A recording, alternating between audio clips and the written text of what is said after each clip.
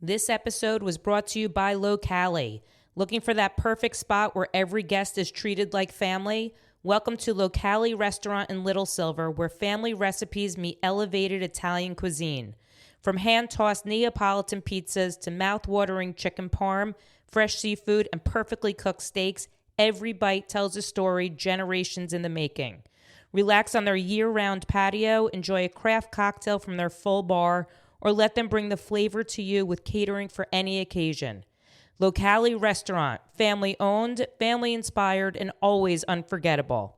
Mention Food Czar Podcast to get 10% off any takeout order.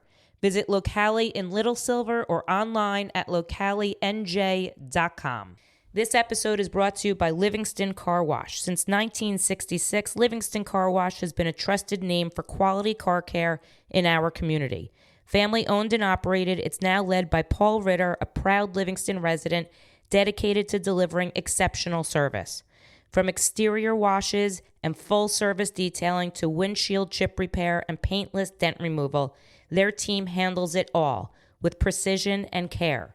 Conveniently located at the Route 10 Circle in Livingston and open 7 days a week, Livingston Car Wash combines decades of expertise with a genuine commitment to the community.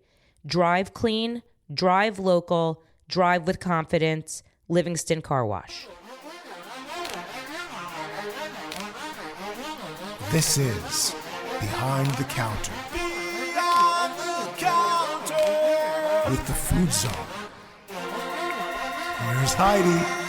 Welcome back to another episode of Behind the Counter with the Food Czar, which is me, Heidi Blum, and today I am with my guest, I'm going to say it wrong. Gutierrez. So I have a terrible accent, and I apologize. It's the R's. That's where I always get stuck. So welcome to the podcast. I've been wanting to have you on for a long time because I feel like every chef out in New Jersey is like your number one fan. That's what it seems like. Every time you post, someone comments like from the monkey gallery of all the chefs. Am I right? Well, what happens is it's a small circle, and so you end up knowing each other. If you don't know each other, you know somebody that knows somebody that knows somebody. You know, we have so many group texts. If you need a reservation somewhere, who do we know over there? And somebody will pop up. Oh, that's my buddy. I'll get you a rezo. That's so funny. Well, it feels like there's like a Nutley gang too. Am I right? Yes. Yeah, there is. And I want to get into that. But I will also say you recently popped up on my TV for being on Chopped, and that was like it had to have been from a long time ago. Yeah, that was, and I was actually working in a kosher restaurant. I know, yes, and like in upstate New York or somewhere, right? Yep. Yeah. Yep. Hasidic restaurant. It was culture shock for sure. I'm sure. It was actually one of the best decisions I've ever made. Because of your training and everything? Well, when you're classically French trained like I was, you know, everything is butter, cream, and cheese. Yes. Jewish people can't consume dairy and meat. No. At the same time. We can't. So we couldn't even bring dairy into the restaurant. Yeah. So you got to make mashed potato every night. You can't use butter, cream, or cheese. Go. Oh, so that's amazing. So it teaches you. Real creative real quick. That's incredible. And it makes you look at things differently because you have all these limitations, right? Yeah. So you have to be super creative and find ways to break those boundaries, you know? Yeah. I mean, they don't want a Cuban kid making gefilte fish and cholent. That's not what they want to eat. Right. So I think it's where I found myself as a chef. So, all right, let's go back to like your sort of path into culinary. I have a feeling it's storied. It's definitely not what people think. Like, people think like, oh, you were always cooking since you were a kid. Like, no. I was always eating since I was a kid. My obsession with food was from a consumption standpoint. Okay. So, obviously, I grew up in a Cuban household. You know, my grandma was always cooking. And I grew up mostly in my grandma's house because my parents were always working. So, my grandma lived in the kitchen. I spent most of my childhood in a kitchen. And where did you grow up? In New Jersey? Yeah. So we lived in North Bergen. Okay. My grandma lived in Union City. Okay. So basically Hudson County. Yeah. I mean, anybody that's from Hudson County Is that why knows. you're Hudson chef? Yeah. Oh, see, that makes sense now. Everyone from Hudson County knows. They're like, oh, no, but I'm from West New York or Guttenberg or North Bergen or Union City. It's all the same. Yeah. It really is. Yeah. It's all the same. It's all within walking distance of each other. And, growing up, my obsession with food, I never realized. I stumbled upon cooking. Like, I went to 4 different high schools. I was a bit of a problem child. So, I can see that a little bit. Yeah. So when I was like 17, 18, I'm like, I got to do something with my life. I'm either going to end up dead or in jail. Yeah. If I continue the path that I'm on. And my mother owns an office in Union City. So I'll come work at the office. And within an hour, I was like snoring on the desk. I'm like, I can't do this. So I go on Google and I start literally searching top paying careers. I wish I knew the jerk off that wrote this article because chef was number 2. Oh my God. Definitely not a Definitely top paying not, career, yeah. but And one of the hardest, working, I think. Yeah. So the first one was pilot. I was like, oh, that's awesome. I'm going to be a pilot. Then I saw how much schooling it was. I go, You're like, not nope, being pilot. Not for Yeah. me. Yeah. Not for me. And then when I saw culinary, it was like, oh, the program is set where you do 1 hour of book study and then you do 6 hours of hands-on. I was like, I Sign could do me that. up. Yeah. So I went. I went for a tour at the Art Institute in the city. Okay. And I was like, oh, I'm going to sign up. This is great. My best friend was going to sign up with me. Oh, that's fun. And then they closed the program, the culinary program. God. So I couldn't sign up for the next semester. Then I found Hudson County Community College. And I realized that I could just go to Jersey City and get the same education that these guys are getting at the Culinary Institute. Yeah. Johnson and Wales. It's the same curriculum. What's the school in Jersey City? It's a community college. Oh, they offered a culinary program? Offer a culinary program. That's They amazing. Have a 6-story building is dedicated just to culinary. Yeah. I mean, they have ice carving rooms, chocolate rooms. Everything you could need was there. That's they had that's all incredible. The resources. The building had just been built when I went.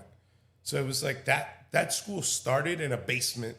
So like everybody that came before us, like really had to like go through it in that program. And we got there and we had like this state-of-the-art building. We had all these resources. Oh my God. Great. And did your friend do it with you too? He did not. Oh, okay. And unfortunately, he's been in and out of prison since. Oh. So, Yeah, that's and it's unfortunate. like, that would have been my life if I didn't go. I mean, that's sort of a good, not good, but a reflection in a mirror for you. Yeah. Yep. Okay, so so while you're in the program, were you working had you ever worked in a restaurant? So no, I didn't. I'm a numbers guy. Yeah. I've always been a numbers guy. And I remember they'd be like, all right, today you're going to make soup. And I'm like, I got 6 hours to make soup. Yeah. So I'm calculating, you know what I mean? I'm like, all right, how many bowls of soup can you get out of this pot? How much are you selling each soup for? What does it cost? And this and that. I'm like, this makes 0 sense.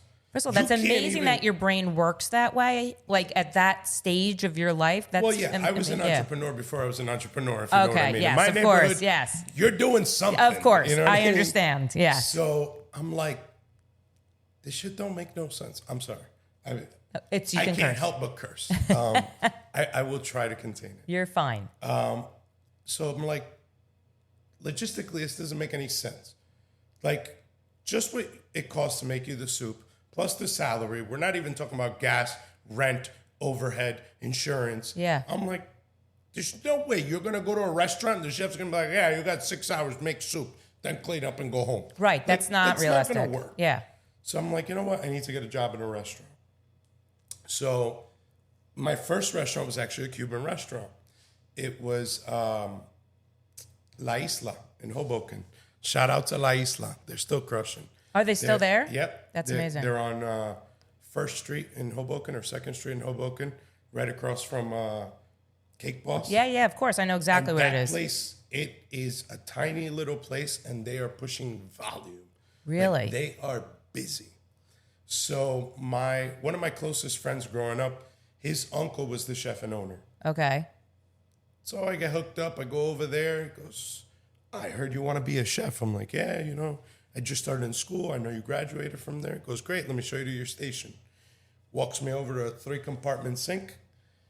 He goes, all right, there you go. There's your station. Start washing. I'm like, no. Like, I think you're confused. I want to be a chef, not a dishwasher. Yeah. He goes, yeah, you start here. If you're lucky, in 3 months, I'll let you peel potatoes. And in that restaurant, there was no machine. Pots, pans, forks, cups, coffee mugs, plates. Everything was washed by hand. Holy shit. So I was dogging it. Yeah. Like, I remember my fingers would look like prunes, So that's where I started. And then I remember maybe 2 months in, he comes up to me. He goes, you move up today, kid. I go, I get to peel potatoes? He goes, even better. This man came out with 2 5-gallon buckets of the smallest shrimp I've ever seen in my life. Oh my! Would you do? Peel them? Start peeling and deveining. Oh my God. So, I started from the bottom. Yeah. In this, and I think it's important because these guys that, they go to CIA and they come out and they're like, I'm a sous chef. It's like, if you haven't been in the trenches, You don't know. you don't know. And, if you heat up a sauce, if you're busy and you just throw the pot into the dirty bin, I get it. Yeah. If you're not busy and you have a sink available and you're not soaking that pot, Yeah. you've never washed dishes, right? Because I know what it's going to be like to scrub that pot in 3 hours when it's all crusted in there. Yeah. Right? Because I've done it. And doesn't it make you appreciate when you moved up the line? 100%. Yeah. And people have this notion of oh, he's just a dishwasher. The dishwasher is the most important job in the restaurant. Yeah. Without the dishwasher, Yeah. the restaurant shuts down. That's incredible. I don't think shuts people down. realize that. No, they don't. Yeah. They don't. And, in order to lead a team and lead a kitchen, Yeah.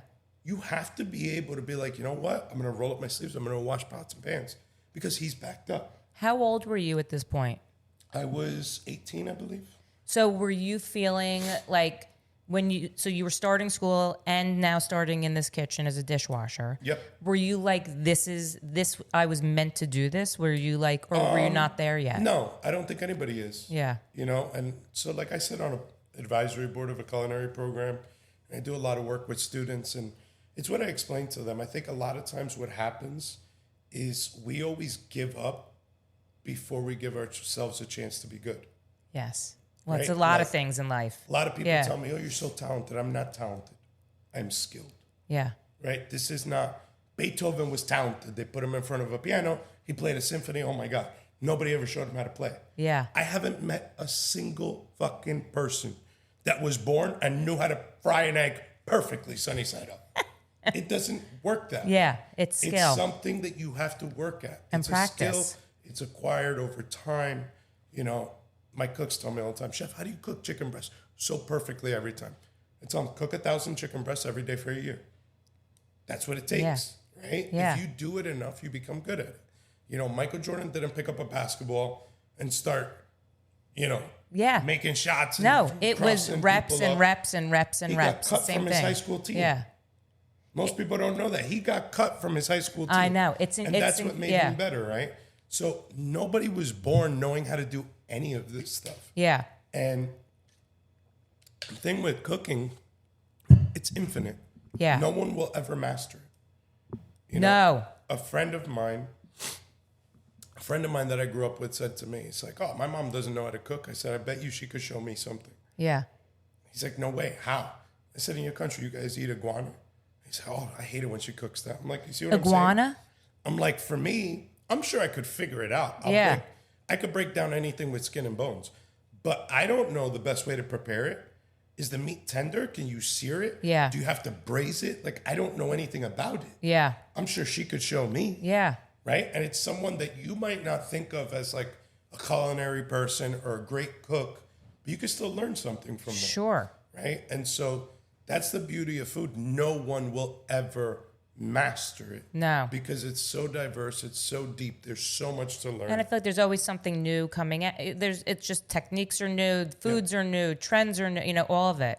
So, all right, so you're at the Cuban restaurant, you're at the community college. Yep. And then what happens? You graduate, do you stay at the Cuban restaurant? I got fired from that restaurant.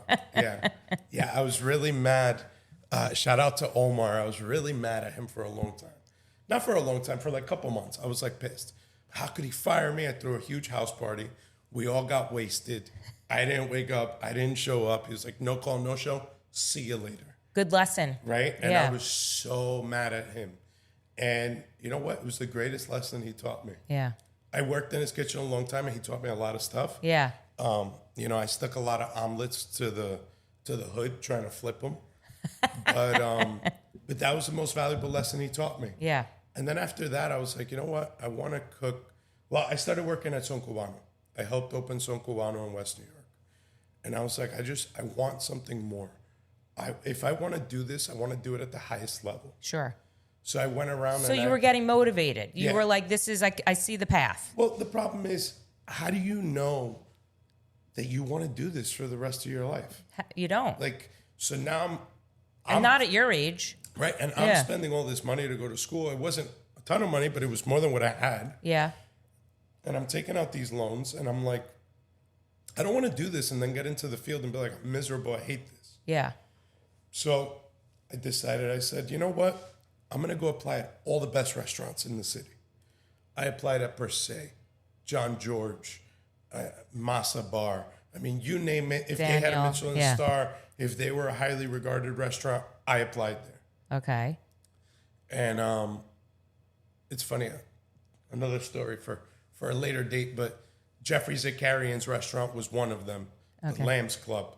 And then he ended up being one of my judges on Chopped. Oh, that's so funny. So it's like a full circle moment. He goes, oh, did we hire you? I go, no, actually you didn't. Your sous chef called me and made fun of me. He's like, I'm so sorry. I said, don't be. Because a week later I got a job at Cirque, which is the same place you got your start. That's amazing. So that's amazing. It was like a full circle moment. So Cirque, for the people that don't know, obviously the older chefs understand what Cirque is. It was, there was maybe 3 restaurants or 2 restaurants that were the pioneers of fine dining in Manhattan. And it was Le Cirque and Le Grenouille. Yeah. And Le Cirque was known for like over the top. I mean, even when I worked there, we'd cook for like Donald Trump once a week.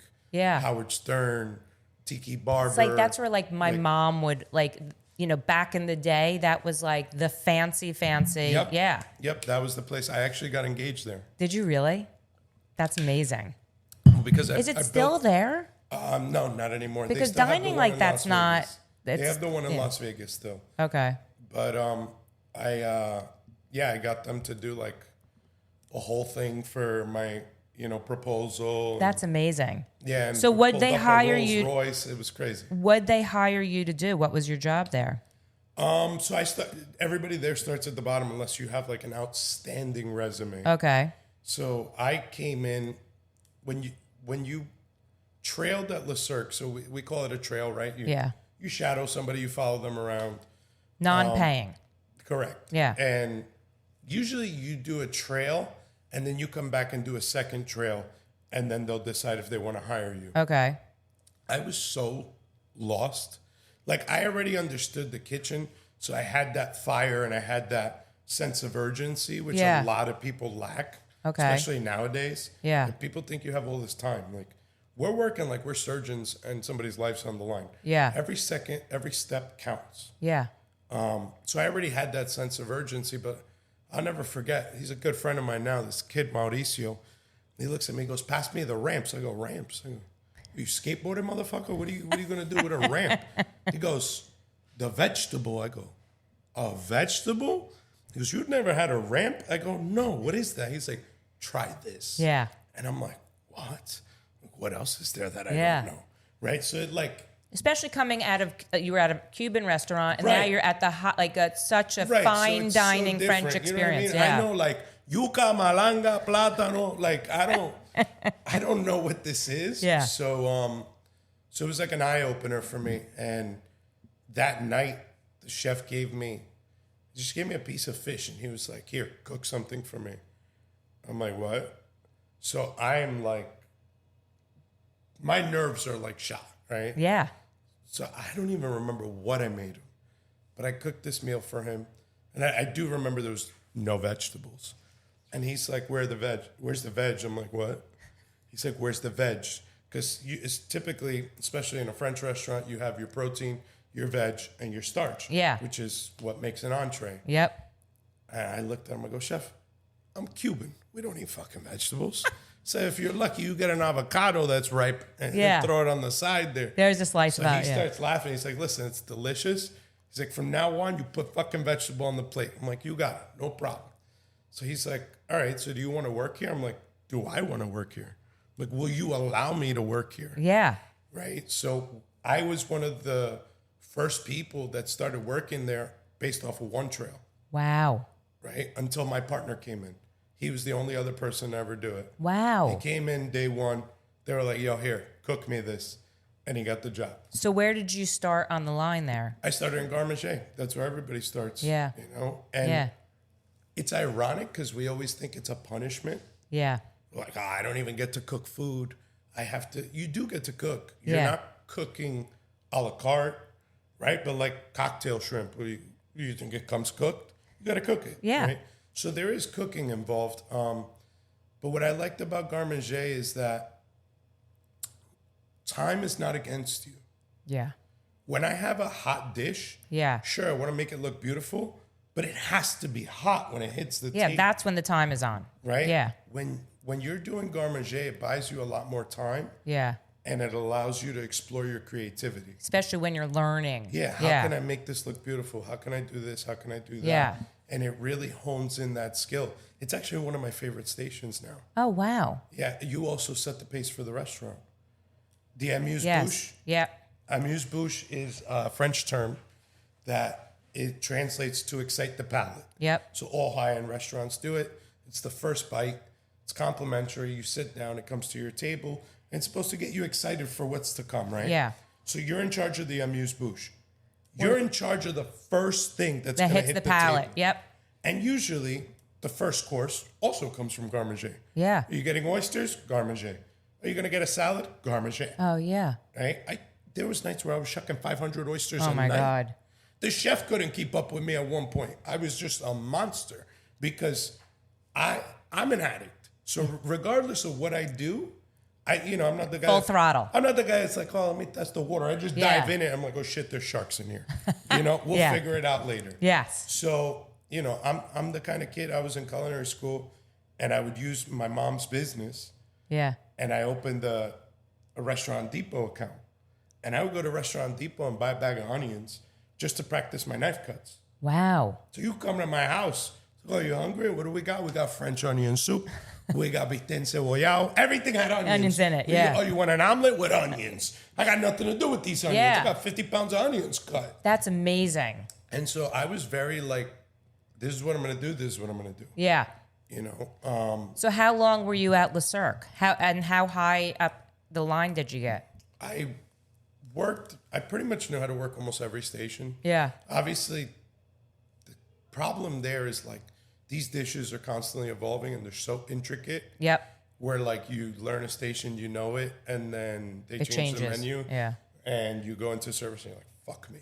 Like this is a disaster. Yeah. But it taught me a lot of valuable things.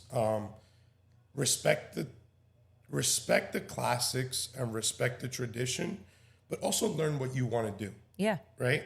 Like it's cool to know how to flute a mushroom or how to tourne a potato. Yeah. If they had to create a knife just so you could do this job, guess what? Nobody gives a fuck if their potato is shaped like a football or if their mushroom has this cute little design. Yeah. They're going to eat it in seconds. Yep. Why? Again, now I go back to my entrepreneurship. Why the fuck am I going to spend all this money on this labor so it could look nice? It's not going to taste any fucking different. Yeah. I'm going to put it on a plate. Now, I want 3 fluted mushrooms on each plate. What? Now I got to pay a guy to flute mushrooms for 6 hours for somebody to eat it in 3 seconds. Yeah. Why? So they could take an Instagram picture? Like, what are we doing? I know. Right? And this is why a lot of restaurants don't make it. Yes. People don't want to pay for fluted mushrooms. No, they one don't. gives a shit. No, they want to pay for good It's cool food. that you understand it, you know how to do it. That I respect that. Yes. Right? But is it necessary? But that's the way dining used to be, especially in New York City, right? Yeah. Now it's, I mean, so far away from that, which, I mean, thank God. But so what happens after Le Cirque? Like, what brings you to There's a lot that's happened. There's a lot that's happened. There's but a lot. Let's go through it. So, like what, you talked about being upstate at the Jewish restaurant. Yep. So that was before COVID. Was I that did a lot of stuff? I worked for Danny Myers. Oh, wow. I used to work Union Square Hospitality Group. I used to work for a chef named John Karangas. John Karangas is now the head of Shake Shack. So he develops all the menus for Shake Shack. Which restaurant did you work at? So it was the catering facility. So we would do like really high-end catering at people's houses. And I mean, the first event I did, we walked into this place. I was like, Jesus Christ. The guy I was with, my friend Leo, he says to me, he says, listen to me, shut the fuck up. You don't speak to anyone. Don't look at nobody. Goes, don't make messes and don't take pictures of anything. I go, Jesus Christ. Where are we? This guy. He's like, this guy is the head chairman of Google. I'm like, what the fuck? Oh my God. So it was like really, really high-end customers. We did a lot of cool events. And like I learned different ways to cook because we would do like Shakespeare in the Park. You have to go and you have to make 4 courses. Yep. There's no kitchen anywhere. Oh my God. You're showing up with these little gel sternos and a metal proofer box, and we're like rendering duck breast in there. Oh my God. We're searing fillets in there. Like things that I was like, if you told me you were going to do it, I'd be like, no, you're not. Yeah, that's not never going to possible. happen. And well, that's probably also that brings out a creative part also. Yeah, absolutely. You know? And it makes you realize like you're really not as limited as you tell yourself you are. Sure. You don't need a stove. You don't need, you know what I mean? Yeah, As you long don't as need you all the have- bells and whistles. I always say, you give me fire, I will cook. Sure. I don't need anything else. Yeah. So I worked there for a while. That was a really good job for me because I'll remember forever. John Karangas comes up to me one day, puts his arm on my shoulder.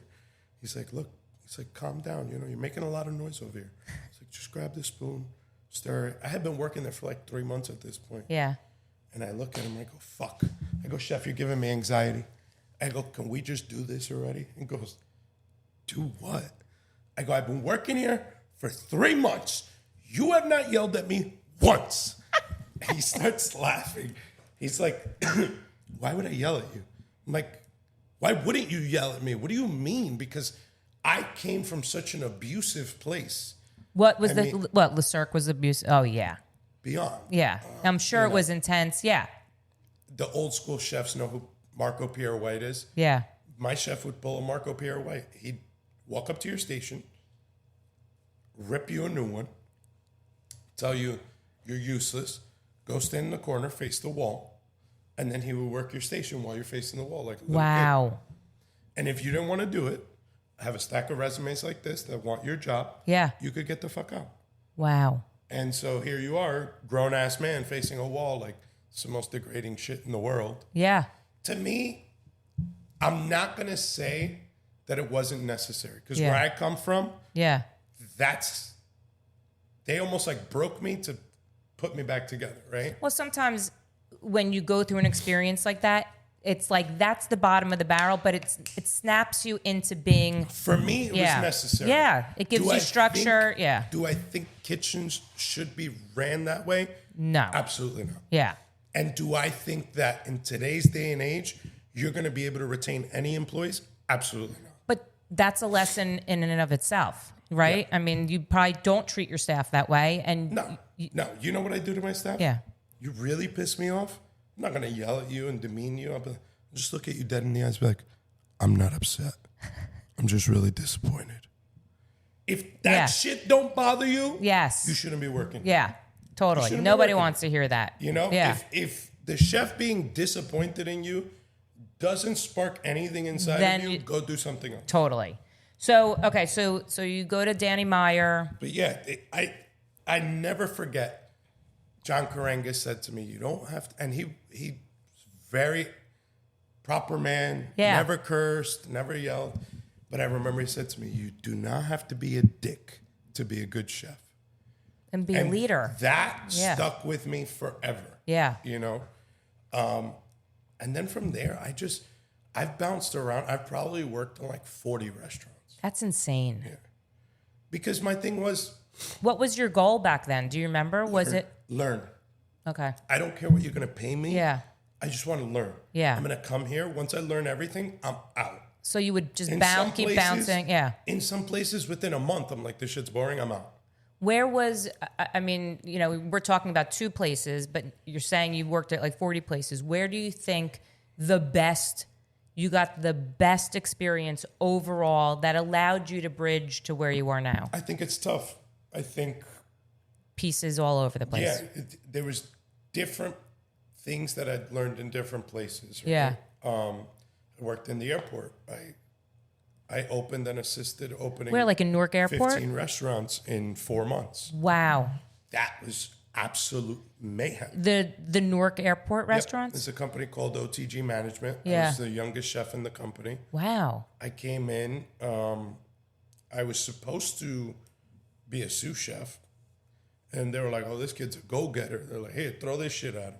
And I'm like, okay. And they're like, oh, he did that? All right, great. Throw this shit at him. And That's sort of amazing, too. I'm not going to lie. They're a highly unorganized company. Yeah. Just because they scale so fast. You Yeah. know, it's a Wendy's today. Yeah. They close. They come in. They slap paint. They put a new sign. I bring in the staff. Now it's a custom burger. Yeah. Like, okay. Overnight. Yeah. So clearly nobody in there knows what the fuck is going on. You got thousands of people traveling through here. You got to feed them all. Yeah. It's a catastrophe. Yeah. Right? But I thrive in chaos. I mean, I would think if they're making you the chef, is like, this place sucks. It's a fucking piece of shit. And I'm like, this is great. I'm like, I'm doing like 50,000 steps a day. I got one restaurant that's on one side of the terminal. I got the other one over there. They gave me a company phone. They're like, I need you to go here, because you'd have these tablets where the tickets are. Yeah. And they're linked to people's flights. Okay. So if somebody's ticket is flashing red, that means they need to eat and get the fuck on their plane. Oh, really? I never knew that. So if you have screens flashing red, the restaurant's in a catastrophe. Oh, my God. So it got to the point where they would just call me and be like, yo, Abruzzo's on 2 red screens. We need you over there. Be like, all right, cool. I'd run over and I'd clear the whole board, get all the food out. And they'd call me. They're like, Vesper Tavern. Just 2 red screens going into a yellow screen. You'd hightail it So over there. I run over there, literally running through the terminal, get over there, clear the board. So like when you're young, it's like, this shit's cool. I'm Yes. Like, these motherfuckers can't do this. Yeah. You know, so it gave me a sense of like, oh shit, I'm really good at this. Yeah. Right. And then I also learned there, like everybody says, you got to treat everyone the same. It's the biggest bullshit that people ever say in leadership. Yeah. Right. I got guys that you have to be like, hey, listen, you're doing a really good job. Keep it up. That motivates them. Yeah. I got guys, you tell them that, they got what they needed, and they start slacking. Yep. They're like, I'm good. Yep. What happens is every individual reacts differently. Sure. Right? And you have to learn those people. When you're working in Newark Airport, you have some people that are not going to respond to yelling and this and that, right? So you have to meet them where they're at. Yes. And, you know, as someone that came from the streets, not that I had to be in the streets, I chose to be in the streets, right? But I understand that lifestyle. So I got kids that are coming in where, from Newark, you know, I'm fighting just to get them a badge to be able to get in the airport. Yes. I mean, my boss had to fight to get me a badge. Sure. They were like, with this CVS receipt of a record, they're like, we're not letting that man pass TSA. Yeah. And so these kids come in and, you know, they see that I'm just like them. Yeah. I am no different than you. Yep. And I'm doing this, right? Yeah, you can too. There was kids that went in there as gang members. Wow. And they're still in that company. Wow. Now they're sous chefs. That's amazing. And you know what I mean? So yeah. like, and I learned what worked for them because I knew I knew I couldn't be like, hey, buddy, can you? They'd be like, man, Yeah. get the fuck out of here, right? Yes. I'd be like, yo, did I tell you I need that shit now, bro? Yeah. I'd be like, oh, all right, Okay, chef. yeah. Like, you know, it's everyone But is that's different. a special talent in and of its own. Right. You know? I learned that there. Yeah. I learned that there. You know, you can't treat everyone the same. You have to figure out what works with every individual. Yeah. And you have to cater to that special need. Were you thinking at this point, like, I want to own something? Absolutely not. I never wanted to own anything. And look at you now. Yeah. I never wanted to own a single thing. You know, and people used to tell me all the time, oh, why don't you open your own place? I'm like, because when I go home, if the boiler breaks, it's not my fucking problem. Yeah. Right? I come in, my job's hard enough as it is. Yep. I make sure the place runs. I make sure we have the food. I make sure everybody's here. And then I go home. I don't bring it with me. You know, it's not my problem. And so I was very happy doing that. Yeah. When I was working kosher, I was ranked as one of the best kosher chefs in the tri-state area. Wow. So Is that restaurant I still was around? chilling. Yeah. What's it called? It's called The Ridge. Okay. So when you were working there, talk about going on Chopped. Was that something? Did they find you? Did you find them? No, my wife signed me up behind my back. Oh my God, that's hysterical. Yeah, I had no She desire. loved the show. No, she's like, you have the personality for it and this and that. I'm like, I don't want to do TV. I'm a real chef. I make real food. Well, in competition, that's I a don't wanna- competition. Yeah. You know what I mean? And she just signed me up for it. And then they reached out and I was like, all right, fuck it. That's really. Did you like it? Yeah, it was cool. Cooking competitively and cooking professionally are two different sports. Correct. So I have a chef that I worked for a while. I actually worked for her at the airport. Her name's Ariel Fox. Okay. She is a phenomenal chef. She is the only person in Hell's Kitchen history to never be put up for elimination and win the whole thing. No way. I watch Hell's Kitchen. I'm sure I know who she is. Yeah. Yeah. That's insane. And she said to me, I was like, I can't believe, I didn't win, whatever. And she said that to me. She goes, cooking competitively and cooking professionally are two different sports. Yeah. And it's true. It's true. Of course it's true. I mean, and also I'm sure these guys are in their kitchen, make me a mystery box, put a timer on. Yes, yes. I showed up with my knife kit and was like, yo, what's up? I didn't do no test runs. I was like, I'm just going to show up. But it's a fun experience, if anything. Yeah, that's my style, though. Yeah. I don't like to overthink things. You know what I mean? Yeah. I just did a private dinner. I was at this guy's house on Saturday. I'm rummaging through his cupboard. Right. He's like, do you need anything? I was like, no, I'm good. He's like, what are you looking for? I'm like, I don't know. He's like, what do you mean? I'm like, I'm just looking through your stuff. If you don't mind. I'm like, if I find some cool shit in here, I'm like, oh, I could use this. I could do this. I could do that. Yeah. I'm just going to change your menu. Yeah. It's just, I feel like a lot of people always ask me, oh, you're a chef. I have a steak. What's the best way to cook it? How long do I cook it for? It's like, these are not valid questions. What cut is your steak? Yes. Is it prime? Yeah. What's the marbling? What's the fat content look like? How thick is this steak? Yeah. What are you cooking It's it on? not just cooking a steak. Are you cooking it on a stainless steel pan, a cast iron, a grill? Yeah. There's so many variables. Yes. I can't honestly tell you, sear it for 4 minutes, flip it, sear it for 4 minutes, put it in the oven for 10. Yeah. I could tell you that. I'd be full of shit. Yeah. I'd be full of shit. The best cooking happens by intuition. Yes. I tell my cooks all the time, real cooks don't need scales.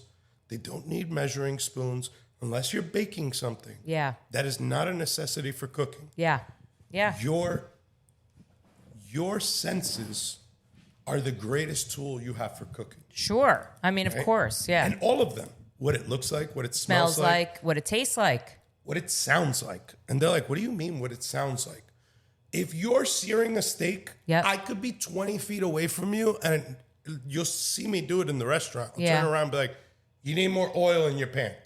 You can hear that by the sizzle. I don't hear the sizzle. Yeah. Okay. You don't have enough fat in the pan. Yes. Right? Cooking is about intuition. That's amazing. It's about using all your senses. It's not about what the recipe says. I mean, biggest mistake people make. Oh, I Googled the recipe. Why the fuck would you do that? I'd rather you call me at 1 a.m. than Google a recipe. Yeah. Have you ever Googled a salad dressing? Oh, use extra virgin olive oil. But they don't. Yeah, use extra virgin olive oil. You know what your dressing is going to taste like? Extra virgin olive oil and nothing else. It's the stupidest thing. Yeah, but someone like me, like I would Google a recipe, right? How do I know? So that's where your intuition comes Yeah. in, right? The first empanada dough that I ever made, Yeah. I had never made empanada dough. I Googled the recipe and I go, well, that's fucking stupid. You're going to need more fat than that. And I literally adjusted the recipe based off of just what I know. Yeah. I have yet to alter that recipe to this day. Okay, so let's talk about the empanadas. Let's talk about, and I believe you are probably like the empanada king. Empanada. Oh, see, my What? accent's terrible. So let me tell It's you. not empanada, No. it's empanada. Empanada. And let me tell you why. In Spanish, Yeah. our alphabet has one more letter. We have N and we have ñ. That's the one Ñ with is when it has yep. the accent. Uh-huh. Empanada has no accent on it. See that? We all call it an empanada, and it's I know. an empanada. This lady did it on the news. That's but so She's a funny. news anchor. I can't correct her. No, you can know what I correct mean? me all day I'm long. going to correct you. Yeah, I trust me. I have no ego, so it's fine. Empanada. So you're the empanada king around here. You also just won, I think, what is it? Mac and Cheese Fest. Yeah, second year in a row. Yeah, exactly. So you open, now I'm going to pronounce Cubita. Yep, that's good. Did I do it well? Cubita. Cubita Cafe. Yep. So when did you open? Was it the cafe first or was the food truck first? Usually food trucks are first. Yes, we did they it are. the other way around. Of course you did. Yeah. So COVID hit, fine dining chef stuck at home. Yep. My wife was not happy. Well, Sure. to preface, my wife came up to me on the first day of quarantine and goes, I'm pregnant. Oh, shit. I go, what? She goes, yeah, you're not fucking going nowhere. So I was on house arrest, literally. She was Whoa. like, you are not leaving this house. Yes. And, at that point, scary, the whole by the world's way. in Yeah. panic, right? Yes. So my main goal is to protect her and this child. Sure. Yeah. So it's me, her, and the husky Oh, my God. locked in. So That's a good test of a marriage. yeah. So I love to cook, and I'm also very high energy. Yep. So I'm not going to sit around. And coming from fine dining, I'm a night owl. Uh-huh. So she'd go to sleep. My wife's in bed by like 8 or 9. Right. She would go to bed. I'd start to create. One night she wakes up. It's like 3 a.m. Smoke alarm's going off. I think I was searing a piece of foie gras, and I Yeah. set off the smoke alarm. And I have 5 different dishes laid out. I'm like plating. I'm plating like I'm in a Michelin star restaurant. She comes out. She goes, what the fuck are you doing? Yeah. Oh, what does it look like I'm doing? I'm cooking. She's like, for who? I don't know. Are you hungry? She's, no, I'm not hungry. I want to fucking sleep. She's like, listen, I don't know what you're going to do. Yeah. But you need to figure your shit out. Yeah, 'Cause I'm do not gonna deal with something. this. I'm like, okay. So then the next day, she comes into the kitchen. She goes, what are you doing now? I'm making empanadas. But I'm like kneading dough. You know what I mean? Yeah. On the table. She's like, what's that for? I go, for the empanadas. She goes, why are you such an overachiever? Did you ever make empanadas before? Isn't that a Cuban thing? It is. But what happens is we grew up in a Spanish neighborhood. Yeah. My grandma would be like, mira, vete ahí a Disco Pepe, tráeme una caja. So we would go straight to the factory in West New York. There's a factory there that they make empanadas. Yeah. They make the shells. It's called Disco Pepe.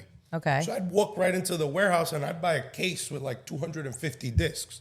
Just empty just the the shell. shells. Okay. So now we know we're good for Thanksgiving, Christmas Eve, Yep. New Year's Eve. Okay. Those were the 3 holidays where it was like, if you didn't have empanadas when everybody showed up, there's going to be a problem. Right? So in my head, I wanted to see, I'm like, is it that much work? Is it worth it? Yeah. Right? Like, I'm not going to go make tortilla chips. Why? Because I could buy them. And I know it's not worth the effort. Nobody's ever about, wow, this tortilla chip is so the best fresh. one I've totally. Yeah. Right? So I'm like, is it the same thing with empanadas? Good question. Is it worth the effort? Because I don't know a single person that's like, yeah, we make the masa for the empanadas. And there's empanada guy and all these people. Yeah, there's a lot of empanada people. They don't make their own dough. Oh, that's interesting. None of them. Yeah. With the exception, good friend of mine, the empanada lady. A lady, yes. Cindy's a good friend of mine. We actually went. Those are very good. We went to culinary school together. Oh, really? She's been making empanadas since we were in culinary school. So shout out to Cindy. Her empanadas are good. But most of these people, you know, they have empanada in their name. They don't even make the dough. So I made this, but I made this for me and my wife. I wasn't trying to start a business. I wasn't trying to be an entrepreneur. Yeah. And I made the dough and I made some ground beef. We call it picadillo. Yeah. I made picadillo and I made 13 empanadas. I fried them. I cut one in half. I gave my wife half. I ate half. She goes, babe, this is the best empanada I've ever had in my fucking life. Wow. She's like, it's not greasy on the outside. Yeah. It's like really clean. It's full. And then I had posted a picture on my Instagram, on my personal Instagram. I only had one Instagram at that point. People start messaging me like, hey, can I buy some? I'm like, I guess. Like, how much for 6? Yeah, everybody was looking to how buy much stuff. for 6? The one girl tells me. I was like, I don't know. She's like, I'm in Secaucus. Can you bring them to me? I was like, yeah, sell me $20. I'll drop you off 6 empanadas. She was like, okay, great. Ding. I'm like, oh. And then my other buddy's like, yo, can I buy some? I'm like, I got 6 left. He's like, great. I'm in Union City. Can you bring them to me? I'm like, great. Right next to each other. I go, $20. I'll drop them off to you. He goes, great, no problem. I'll Venmo you. Bing. So I'm like, awesome. She's like, where are you going? I go, no. I'm not going to meet or touch anyone. Yeah. I'm going to go leave this food at their door. Totally. She's like, okay, go there and come back. They I go, already paid you. wait. So I got paid. I got to leave the house. Yep. And I get to do what I love. I go, fantastic. Next day I made more empanadas. Sold out. Would you just post it all? Like, Just I have post it. empanadas. Yep. Were you doing just the one flavor? So I started with beef. Yeah. And then guava and cream cheese. That's an homage to my grandmother. Because my grandmother only made 2 types of empanadas. She made ground beef and guava and cream cheese. Wow. So I started with those 2. Then I was like, I have to do chicken. Everybody wants chicken. Everybody wants chicken. But being that my background is what it is, yeah. I can't just fully cook chicken, shred it, put it in an empanada, and be like, yeah, here, eat this fucking chalk. Yeah. Because it gets dry. Yeah. So I'm like, all right, cool. I'm going to sous vide the chicken. I'm going to hand cut all the herbs. I'm going to juice the limes myself. First of all, you must have been having so much fun. Yeah. To this day, we still make that chicken empanada the same exact way. Wow. We have not changed a thing.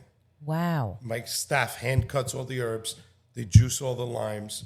They sous vide all the chicken. They hand shred it. Because if you put it in a blender or mixer, it just loses it turns to shit. Yeah. And we still make it that way to this day. Wow. Yeah. It has not changed. So were you finding were you like selling out every day? I was crushing it. Wow. And then, the pandemic started to let, certain Lighten up, businesses do takeout and stuff like that. So I'll never forget one morning I went to go get a bacon, egg, and cheese. And, I'm a fat boy. I love food. So these guys know me.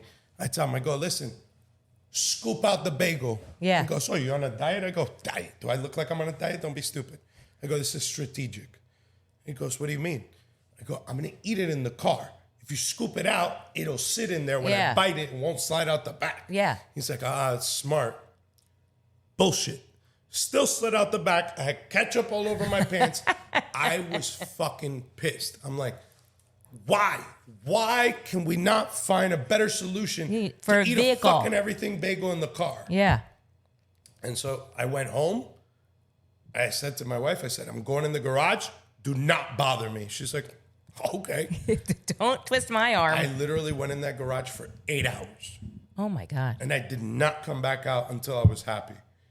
And I came out and I handed her the first everything bagel empanada. And she goes, is that everything bagel seasoning? I go, try it. With bacon, egg, and cheese. Bacon, egg, and cheese inside. So smart. And she took a bite and she was like, that's the one. That's it.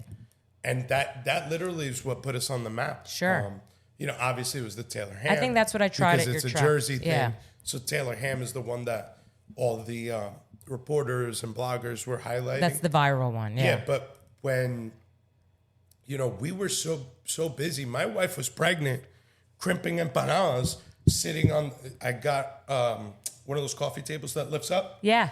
So I would bring in the empanadas to her. I'd bring in like the discs and have all the filling. Yeah. And then I'm making, shout out to Mike from Mike's Pasta and Sandwich Shop. Mikey gave me a pasta roller that he had. It was a hand crank. So I'm hand cranking the dough to God. make the discs. So think about how much labor is going That's into this. insane. And I'm doing it all out of a 2-car garage because she has banned all flour from entering the house at this point.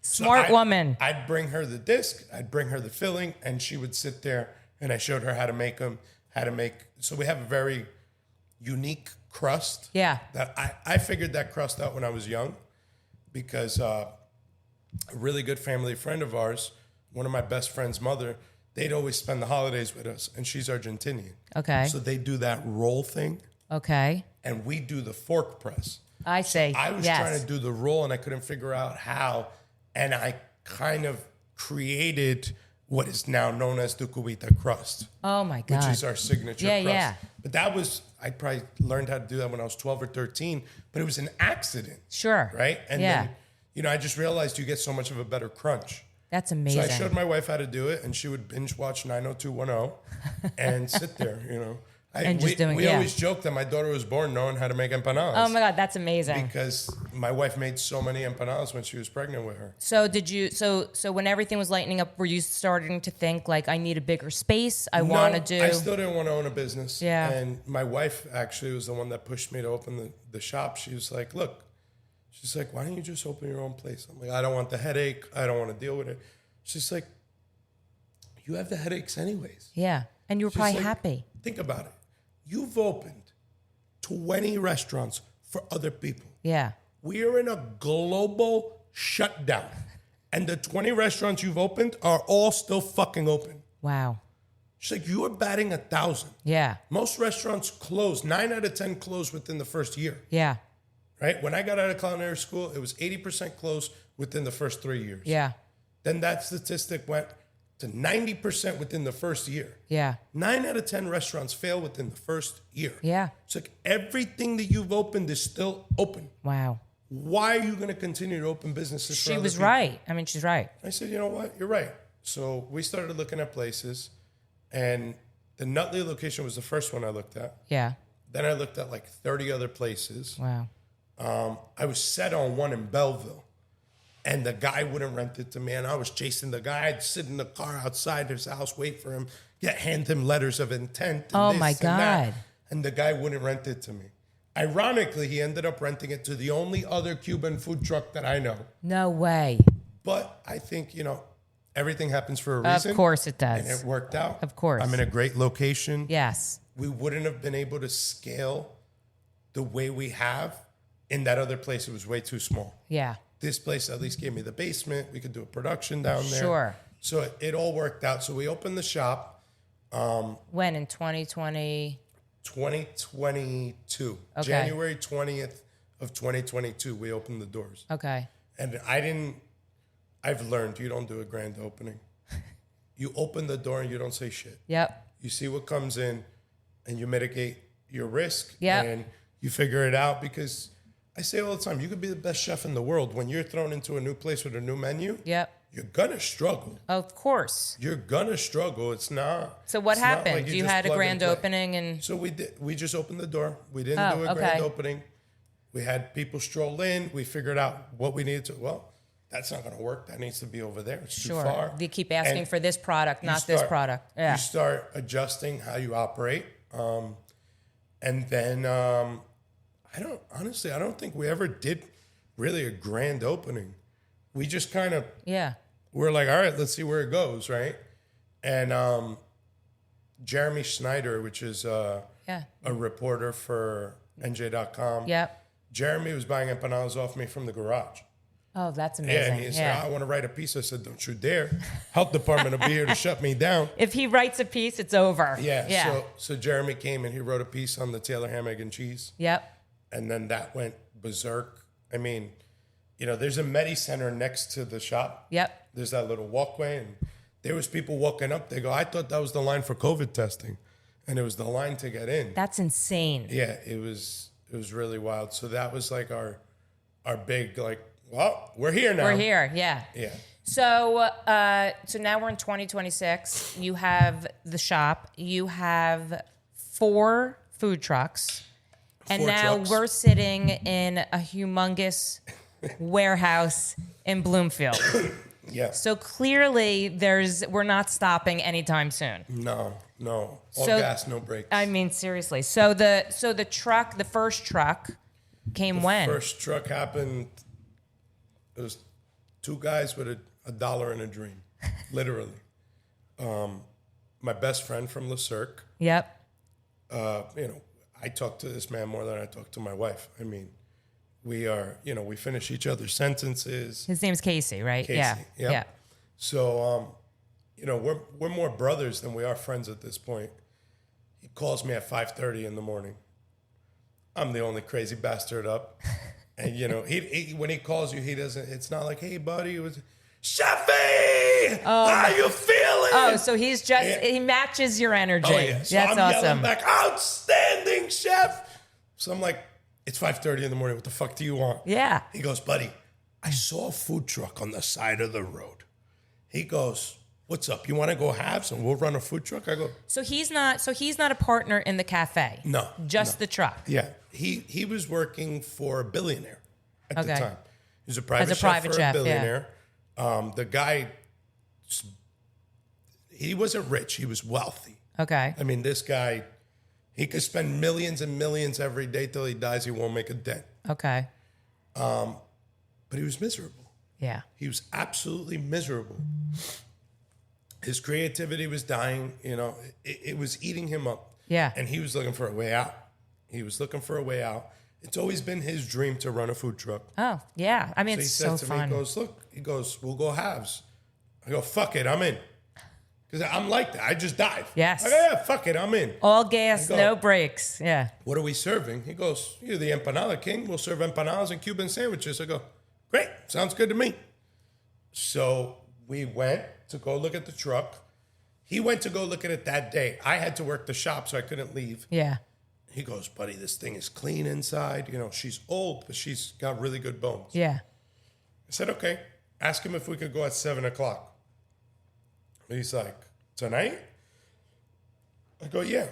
He said, if you want, you can come on Saturday. This was on a Thursday. Okay. I said, no, tell him I want to come tonight. So he's like, all right, yeah. He said 7:00's good. I go, great. So I close the shop. I run out. I call him. I go, come outside. He's like, what? I said, I'm outside your house. So he comes outside. He gets in the car. He goes, why the fuck you drive here? I said, one of us got to drive the truck back. Yeah. And he goes, so you got that look in your eye. shit. I said, I already made up my mind. Yeah, we're doing it. We went over there. And I'm a savage negotiator. So I negotiated the first truck we got for $3,500 cash. Wow. I am a savage negotiator. So we buy the truck, $3,500 cash. We're driving this thing, no plates, no insurance, no nothing. The brakes don't work, He's driving it. I'm driving behind him just so nobody runs the plates on the fucking thing. Oh my God. He's, popping the e-brake because there's no brakes in Oh, it. shit. He's like this because there's no power steering. I mean, the thing was a fucking death trap. So we opened an LLC. I brought it right to my house, really.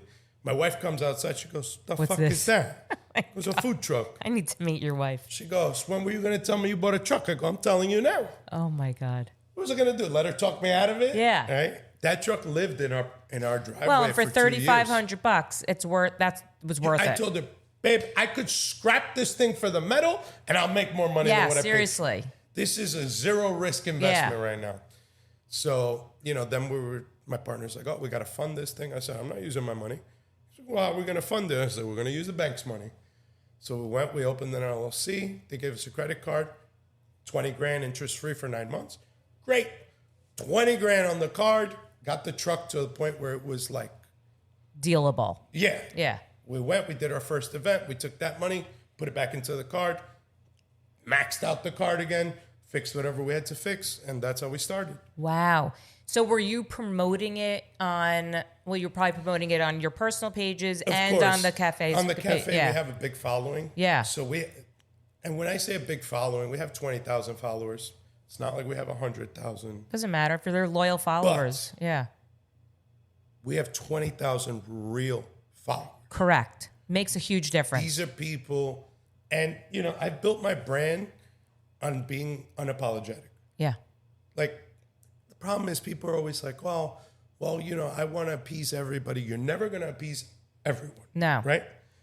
50% are going to like you, 50% are going to hate you. Yeah. Make sure the 50% that likes you loves you. Sure. Of course. That's what it's about, right? So we've built a very loyal following. Yeah. Somebody tried to do an everything bagel empanada, and the internet destroyed this man. I'm sure. I never said a word. Yeah. I used to get upset, be like, this fucking guy wants to do what we do. Yeah. Until I realized there's only two types of people in this world. You have to fall in one category. You either follow or you lead. Amen. You either create it Yep. or you saw it somewhere and you replicate it. Yep. There's no in between. Correct. Right? Yep. So I'm going to have to fall somewhere. I'd rather be the guy that pioneers it. Yep. And everybody tries to do Follow what I it. do. Yep. So now I'm more like, you want to do it? God bless you. You'll never understand the technique that goes behind it. And if you figure that shit out, then you fucking deserve it. Yeah. If Exactly. you put that much work into it, then you deserve it. You could use it. So, no problem. So clearly, like I said, you have 4 trucks now. So clearly, 4 this trucks. little 3,500 Yep. impulse purchase, It worked out. it worked out, worked right? I out. mean, how Yep. amazing! And so the trucks are used for obviously all the food festivals, Food parties, festivals, private parties. We do a lot of corporate events. Yep. We do events for Milwaukee Tools. We just did an event for the Giants. We do. Are all 4 out at the same time? They're not. Yeah.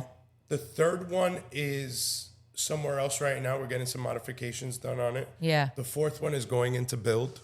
Yep. I buy them before I need them. Yeah, I'm smart, at the point yeah. where I can't. It's And it's nice you have backup if one doesn't. right. Yeah. You have to really take your time because we're not buying food trucks. Yeah. We're buying trucks and building food trucks. Right? Got it, yeah. Everything we learned with the first one was a food truck and we had to adjust it to our liking. Yep. Now we buy a truck and we build it to what we want. And what you need. And so Yeah. we are more efficient than most food trucks. Yeah. We could serve people faster, better. It's just, excuse me, the system that we've developed is Yeah. flawless. It's It's a amazing. flawless system and it's high volume. Would you ever get another store?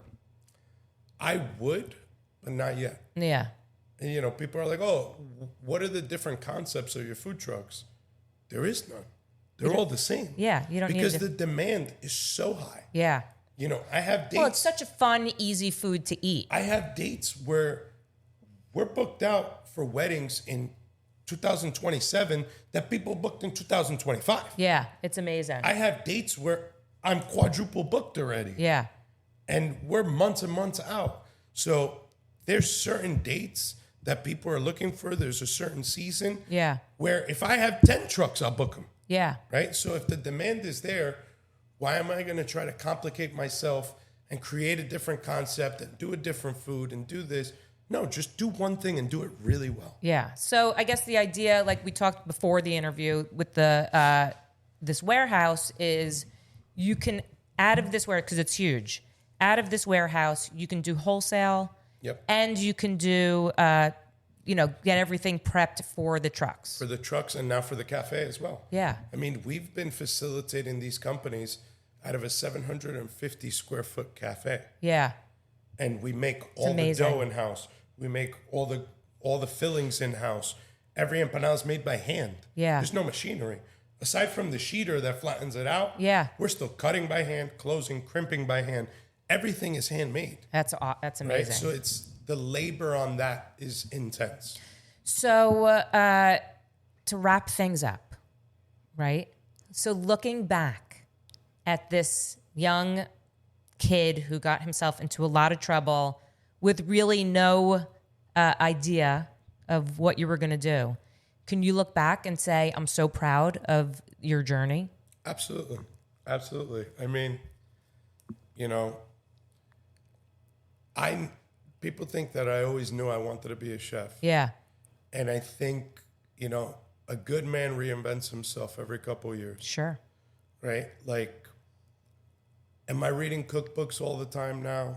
Am I in the kitchen all the time? No. Yeah. No. And do I love to cook? Absolutely. Am I still very involved? Yes. Yeah. But now I'm learning my next journey, which is entrepreneurship. Yeah. Right? Well, So you're building, I want to say you're building sort of like an empire in a sense. You know what I mean? My focus is more on like leadership, you know, finances, you know, things that they don't teach you in school. They don't teach you how to invest money. No. They don't teach you, you know, even like the credit card thing. Yes. You know what I mean? Like, yeah. I learned that because of a friend of mine. Yeah. He's like, the best way to make money is to use other people's money. Yeah. And what the fuck does that mean? Yeah. Right?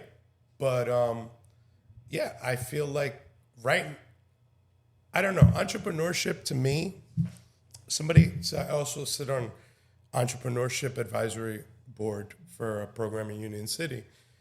And one kid asked me, what is entrepreneurship? I said, besides waking up every morning and getting kicked in the nuts nonstop, it's basically the best way to describe it is like, okay, you're going to do something that you've never done before. Yeah. You're going to absolutely suck at it. Yep. You're probably going to fail. You're going to learn. You're going to get better. Yep. Then you're going to get to a point where you're decent. Then you're going to get good. You're going to be like, oh, wow. Now I'm getting really good. So now you start to enjoy it. Like, wow, I'm really good at this. Now that you're really good, show it to someone else. Yep. So that you could pay them to do that job so you could go learn some other shit and start all over again. And that's exactly where you are right now. That's what it is. Yeah. That's really what it is. Like, how we're going to make this whole place work, I have no fucking clue. Doesn't matter. But we're going to make it work. Yeah. And, you know, we're also expanding our reach. So, like, we're in Super Fresh. Super Fresh is right up the block from here. Yeah. So they carry Cubita products. They carry our sauces. They carry our empanadas. You could go to the deli area. You could order it there. They have it in a little warmer. Our logo's there. So now we're trying to expand more on that. You know, we're in talks with some pretty big companies about some deals to cold pack for them, to you know, for them to carry our product. It's a great product, and at the end of the day, we do all the footwork so they don't have to. Yeah. They cook it, they serve it, and people are happy. It's the greatest empanada you're ever going to have, and it doesn't take a rocket scientist to fry one. So I'm going to say this. When I first met you, it was at some food festival, and your energy was amazing. I was like, that it sort of matched. You're way more energetic than I am. But, you know, I follow you and all of that, and there's certain people that I follow that excite me, and that's sort of why I wanted to sit down with. And I just feel, even just sitting and talking to you today, like sky's literally is the limit for you, which is amazing. That's it. And listen, the empanada, believe it or not, people are like, why the empanada? You know how to cook all these things. And one, it's the most scalable product that I have. Yep. I could ship that anywhere in the world. I already have. Yep. Right? I've sent 10,000 empanadas to St. Louis, Missouri. Right? So I know that I could scale it. Yep. That's one. Two, it is the number one handheld food in the world. Yeah. And it is one of the few above pizza and tacos. I believe it. Yeah. And it is one of the few handheld foods in the world that you could eat with one hand. So true. So if you're walking through an airport and you want to eat something before you get on that plane, something of substance, yeah, you're dragging your luggage and you're eating an empanada. Yeah. You're holding your kid's hand, you're eating an empanada. Yeah. You're driving your car up to work and you're eating an empanada.